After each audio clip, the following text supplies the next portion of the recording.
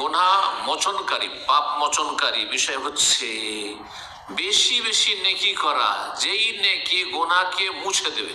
যত নেকি বাড়াবেন গুনাহ তত কমে আসবে, এবং গুনাহ যেগুলো আছেও স্টকে আছে আমলনামায় সেগুলোকে মুছে দেবে।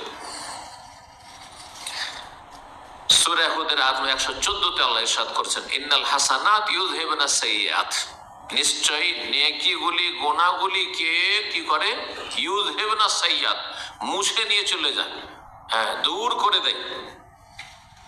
যেমন আগুনে লোহার বা অস্ত্রের মরিচা জংকে দূর করে দেয়। যালিকা যিকরা লিযাকিরিন, এটি হচ্ছে যারা উপদেশ গ্রহণকারী বা আল্লাহকে স্মরণকারী তাদের জন্য উপদেশ, যে গুনাহ হচ্ছে নেকি বাড়ানো। নেকি যখন বাড়াবে তখন শয়তান আর সুযোগ পাবে না, কারণ শয়তান যেখানে ফলন বেশি সেখানে মেহনত করবে। আমরাও তাই করি, কৃষিকাজ যারা করেন, যেই ফসলে হ্যাঁ অল্প খরচে ফলন বেশি সেটাই করবে। তো শয়তান দেখছে যে একে গুনাহ করেছে, একটা গুনাহ করেছে, এ তো শত শত নেকি করে ফেলছে, তো আপনার পেছনে আল্লাহ লাগবে তো। এই বিষয়টি আমি সবসময় বলার চেষ্টা করি, কারণ আমরা সবাই ভুলের সাথে জড়িত। ভুল হলো তো কি হইলো, আমি নেকি বেশি করব।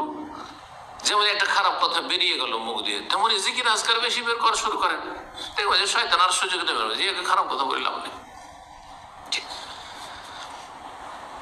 নবী সাল্লাল্লাহু আলাইহি ওয়াসাল্লাম হাদিস আবু দাউদ রয়েছে, মুসনাদ আহমদ, তিরমিজিতে রয়েছে, হাদিসটিকে আল্লামা আলবানী হাসান। ইত্তাকিল্লাহ হাইসুমা কুন, তিনটি বিষয় বলেছে, যেখানে থাকো আল্লাহকে ভয় করো।